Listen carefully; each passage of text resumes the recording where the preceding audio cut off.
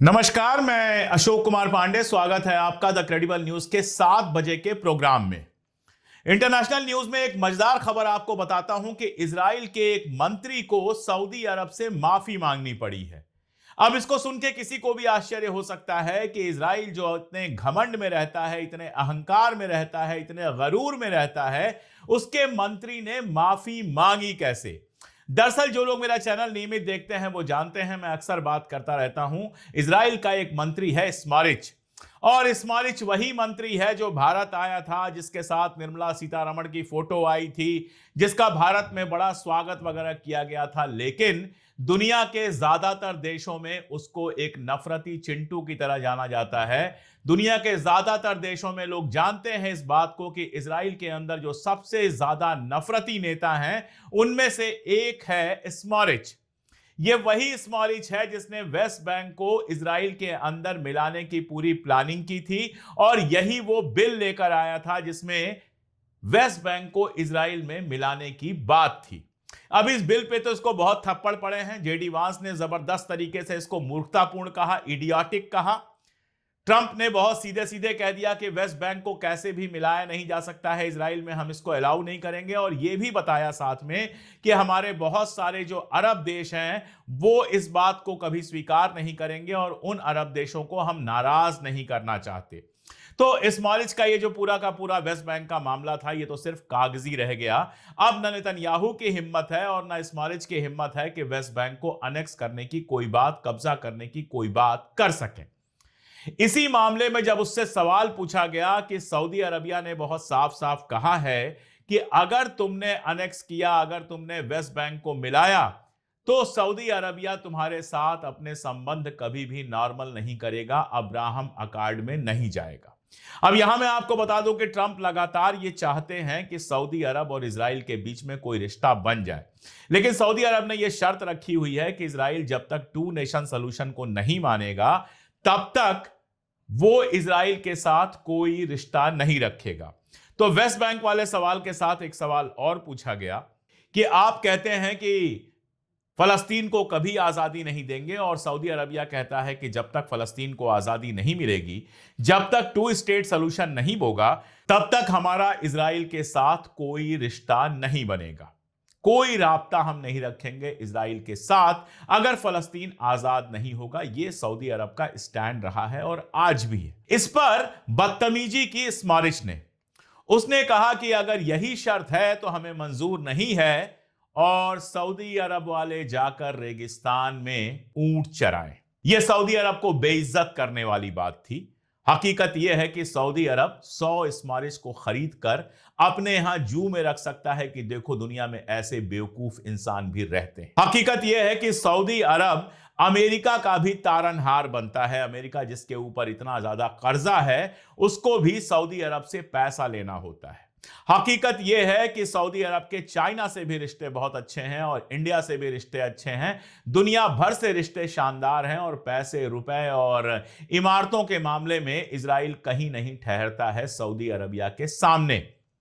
लेकिन जो घमंड होता है ना, गरूर होता है, उसमें आदमी बोल जाता है।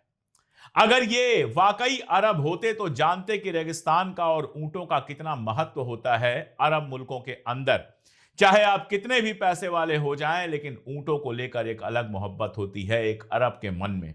लेकिन ये तो अरब हैं ही नहीं, ये तो इस इलाके में पैदा नहीं हुए। इनके बाप दादा तो यूरोप के अलग अलग मुल्कों में रहते थे, वहां से भाग के आए हैं, तो इनको अरब से मोहब्बत कहां से होगी। अब बोलने को तो बोल गए, लेकिन आप जानते हैं सऊदी अरबिया अमेरिका के लिए कितना इंपॉर्टेंट है।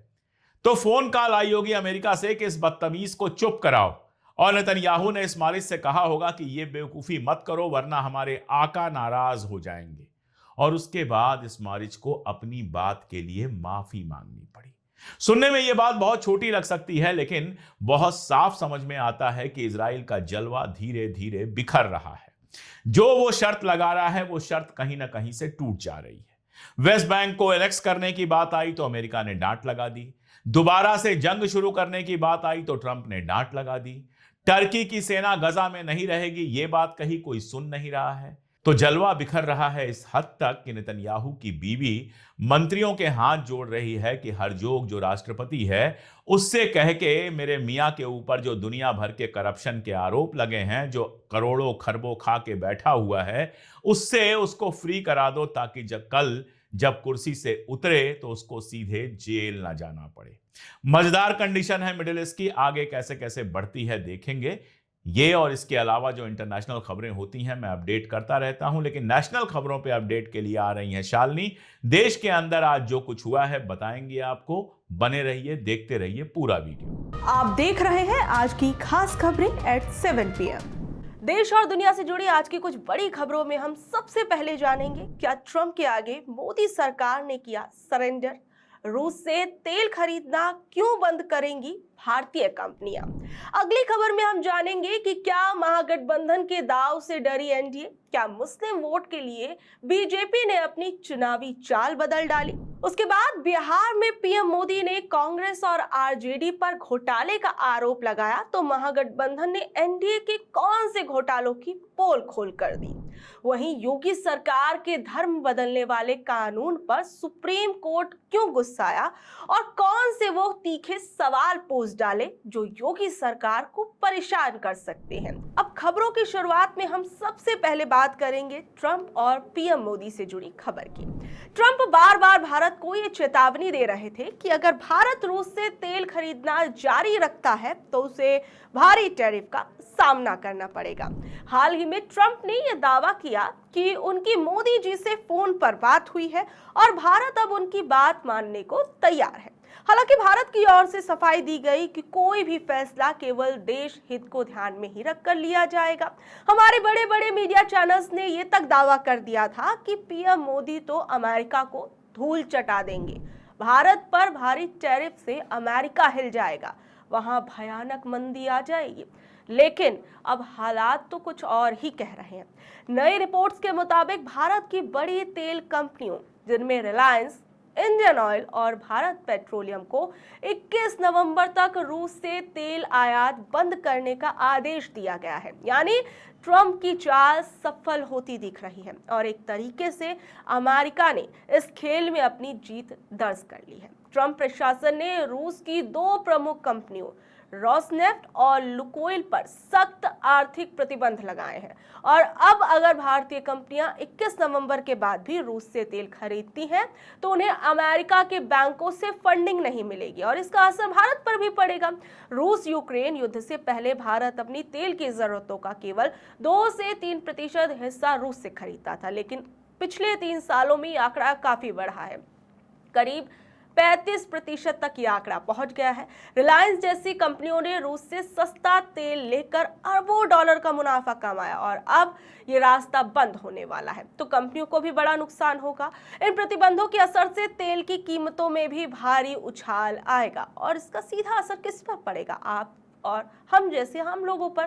सिर्फ 2 दिनों में क्रूड ऑयल की जो कीमतें हैं वो 5% बढ़कर करीब $67 प्रति बैरल तक पहुंच गई और अगर यही रफ्तार रही तो कीमतें 90 या $100 तक पहुंच सकती है, जिससे महंगाई का सीधा असर आम लोगों की जेब पर पड़ेगा।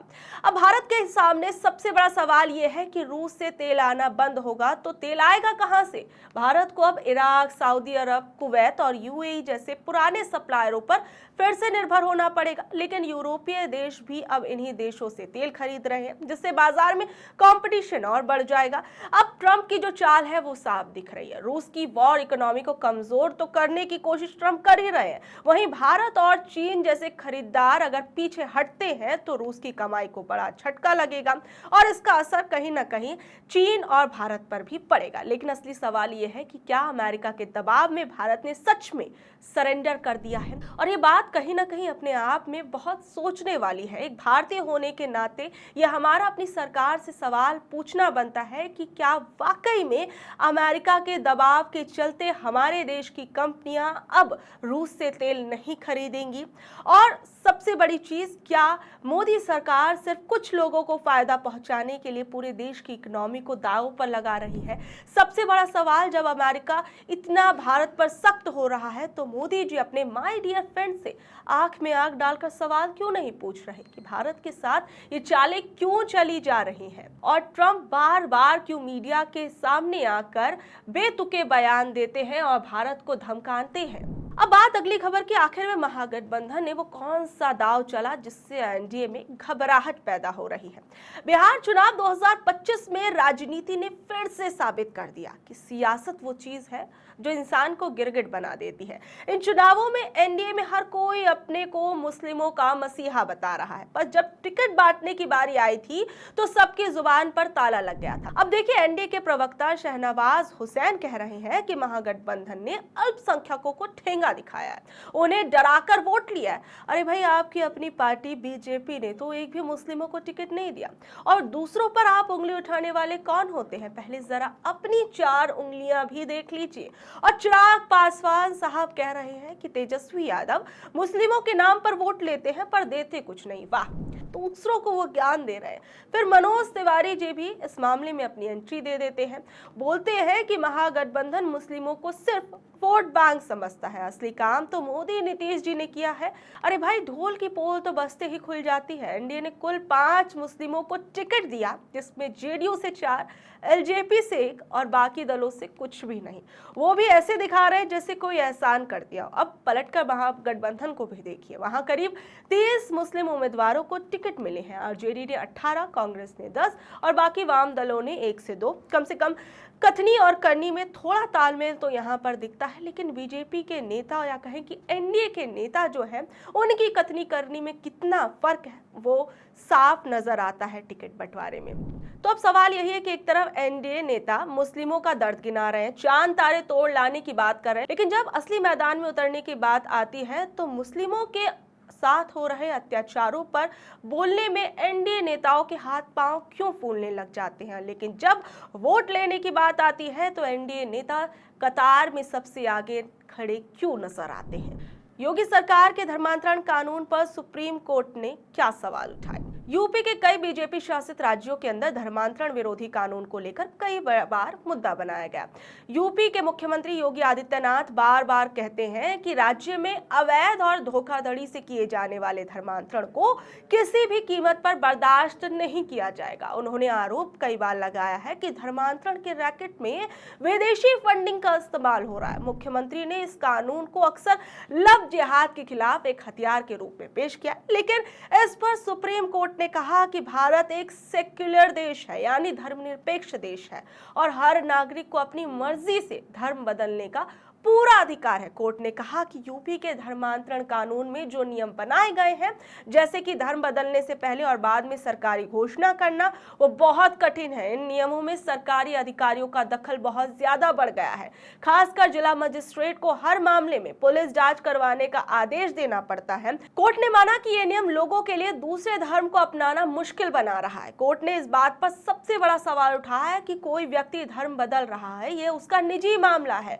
कोर्ट ने पूछा कि क्या जरूरत है कि कोई ये बताए कि उसने धर्म बदल लिया।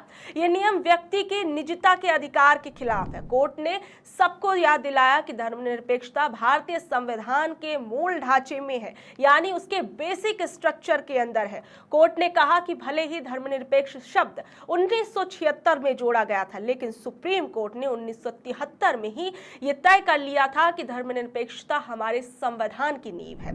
इसका मतलब है कि कानून बनाते समय सरकार को ये बात हमेशा याद रखनी चाहिए, और खासकर बीजेपी सरकार के उन नेताओं को जो अक्सर धर्म परिवर्तन पर एक से बढ़कर एक बयान देते हैं और धार्मिक भेदभाव पैदा करके अपना राजनीतिक फायदा कमाने में लगते हैं।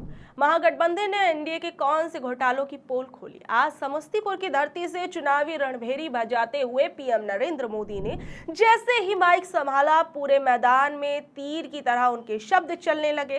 कांग्रेस और आरजेडी पर निशाना साधते हुए बोलने लगे, जो जमानत पर है वो चोरी के आरोप में है, अब जननायक की उपाधि की भी चोरी कर रहे हैं। मोदी जी ने कहा कि बिहार को अब लालटेन नहीं चाहिए, सबके हाथ में मोबाइल की लाइट है।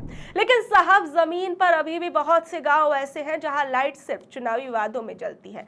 ये तो वही बात हो गई, मुंह में राम और बगल में छुरी। मंच से मोबाइल की रोशनी जरूर चमकी, लेकिन पेट्रोल, दाल और बिजली के बिल की आग में जनता अब भी झुलस रही है। वहीं जब मोदी जी बोले कि आरजेडी और कांग्रेस के लोग परिवार बचाने में जुट गए हैं, तो जनता के बीच से आवाज आई, साहब, दिल्ली में कौन सी राजनीतिक विरासत चल रही है, ये सवाल भी वाजिब है, क्योंकि बिहार की धरती अब चुनावी वादों से ज्यादा नतीजों की गिनती मांग रही है। जो पिछली सरकारों ने वादे और दावे किए थे, अभी भी बिहार की जनता उन्हें पूरा होने का इंतजार कर रही है। वहीं पीएम मोदी ने इस दौरान क्या कुछ कहा, जरा सुनिए।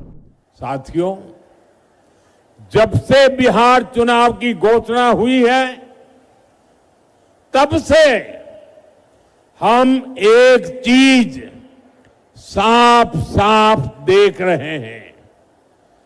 एक तरफ एनडीए है,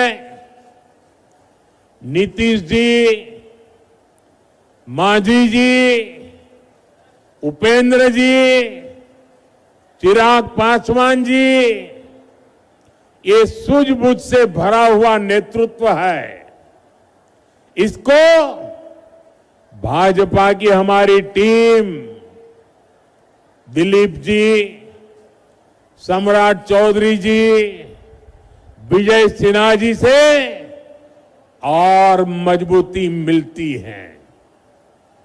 वहीं दूसरी तरफ लाठियां भाज रहा महागठबंधन है।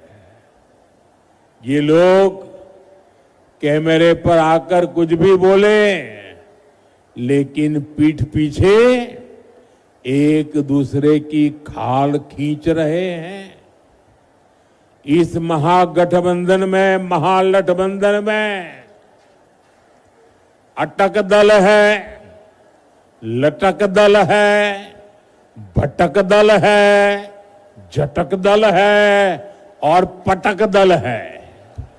आज जब पीएम मोदी ने भाषण दिया तो आज विपक्ष ने भी एनडीए के घोटाले याद दिला डाले। एनडीए सरकार पर निशाना साधते हुए आरजेडी ने आज सोशल मीडिया प्लेटफॉर्म एक्स पर पोस्ट किया और लिखा कि एनडीए सरकार की ए टू जेड घोटालों की लिस्ट सामने रख दी गई है और कहा कि अब जनता इन्हें सरकार के लिस्ट से बाहर करेगी। और जिन घोटालों की बात इसके अंदर की गई उसमें एडवर्टाइजमेंट घोटाला 500 करोड़, बुडको घोटाला 1300 करोड़, छात्रवृत्ति घोटाला 250 करोड़, धान घोटाला 3400 करोड़, ईएसईडीसी बिल घोटाला लगभग आप समझ लीजिए। ऐसे तमाम घोटाले जो थे वो आरजेडी ने इस लिस्ट के अंदर सामने रख दिए। अब बहरहाल ये देखा जाएगा कि बिहार की जनता किन वादों और दावों पर भरोसा करती है।